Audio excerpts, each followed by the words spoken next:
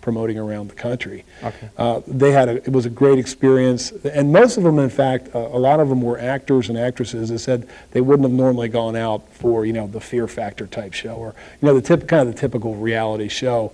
I like to think this is a notch above the typical reality show, but we're putting enough of the formulaic stuff in that is going to really, you know, grab people's attention and keep them coming back to watch. Still have general interest. And oh yeah. One of those things involves competitions with firearms, and we have a clip here to show folks that gives you an idea of that, and it's kind of funny too.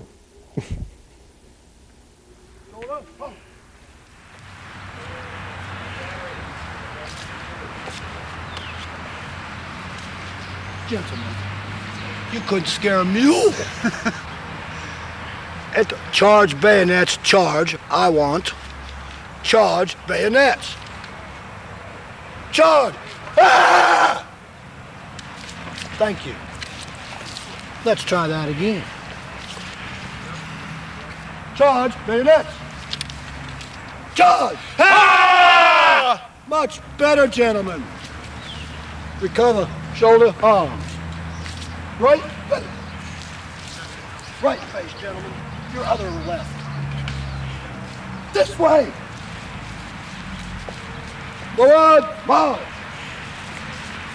Yeah, not exactly a polished unit at this point yet. They are still kind of getting used to turning in sequence. And but what's interesting is that in terms of reality, is this would have been the reality during 1862 for, you know, the immigrants who just got off the boat and found themselves, you know, in a war, or, you know, the boys who came off the farm. And I mean, sure, it's not at all out of the ordinary for what it would have been like. Not everything would have been so but by the end of, in real life. Yeah, either. exactly, just like nowadays. But by the end of 2 days, they really turned into a unit.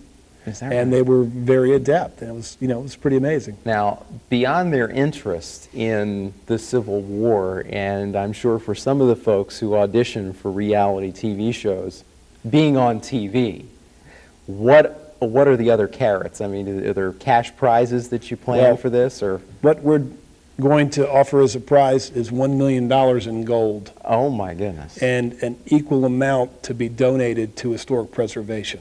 Okay. That's going to be the deal that we want to cut with a network, which is not out of the ordinary for, you know, prize money, because we see this as national and international in scope. And again, given that we're combining, you know, the Civil War with reality TV with a rock and roll soundtrack, and we even have a song about Custer here, one of Michigan's more favorite Civil War participants.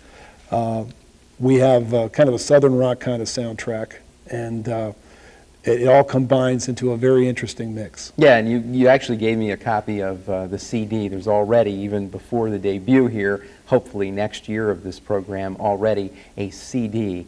We heard some music at the beginning of the show.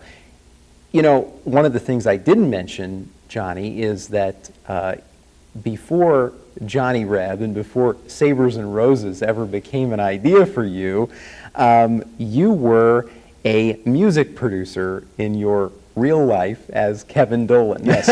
Yes. Tell me about that, and tell me about the music business and how it compares to trying to start a television show, producing. Well, it's really an extension of, you know, it's the entertainment business, and now what the entertainment industry is looking for, especially television, is, you know, the buzzword is branded franchise. So we're building the Sabres and Roses brand, if you will. But what we are tagging it to is historic preservation as well. So we want to give the people what they want, and what the people want is reality TV. And so we feel that if you can entertain people while you're educating them, and also preserve American history, it's going to work. And certainly there is a wider interest in using reality TV in different ways today. I think most of the time when people think of reality TV, they initially think of pure entertainment like Survivor. But even here on public television, there's a show set far and long away Frontier House, where folks are going I've back seen that. in That's very time. good, yes. This is along those lines, but competitive. Yeah, but In other words, there is a prize. competitive. So And you're the- kind of combining the survivor element and the educational element Yes, in the exactly. program. And, there's elimination, and the challenges are all based on how people lived in 1862.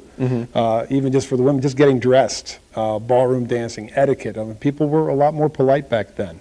Learning to load and fire a musket, firing cannon. And the challenges, once they, meet the challenge, rise to the challenge and win, the prize is they get to go back and, make a cell phone call or, have a Coke or, whatever. So they'll be able to come back to the present, Yeah. for the night. So it's kind of combining, I guess you could say, Frontier House or Colonial House with various aspects of other mainstream network reality shows. And it's kind of the best of both worlds, I think.